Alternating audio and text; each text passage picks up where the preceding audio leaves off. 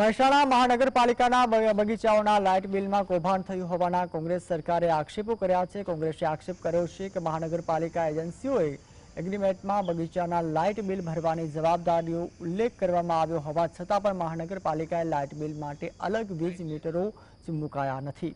બગીચાઓના light બિલમાં ચાલતી પોળમપોલ અને ભ્રષ્ટાચાર કૌભાંડનો કોંગ્રેસના નેતા કમલેશ સુતરિયાએ આક્ષેપ કર્યા હતા।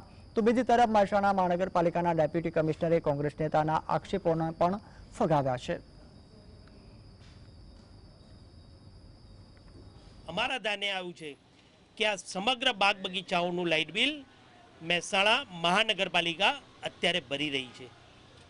એટલે કે જે હાલના સંચાલકો છે તેમના ઉપર કોઈ રાજકીય આગેવાનોની મસ્ત મોટી છત્રછાયા હોવાના કારણે મહેસાણા મહાનગરપાલિકાને અને પ્રજાજનોના ટેક્સના પૈસાનો ખોટો વેડફાટ કરી અને આ એજન્સીના સંચાલકો હાલ માલામાલ થઈ રહ્યા છે। વિપક્ષે જે આક્ષેપ કર્યા છે એ મૂળ ટેન્ડર પછી વર્ક ઓર્ડર બનતો હોય છે।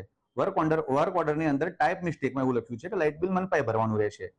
તો એ કરેક્શન કરવાનું થાય, સુધારા હુકમ કરવાનો થાય। કોઈ બી વર્ક ઓર્ડર છે એ ટેન્ડરની શરતોથી અલગ ક્યારેય બની શકે નહીં, એટલે એ કરેક્શન છે અને એનું વિપક્ષ ખોટી રીતે અર્થઘટન કરી રહ્યું છે।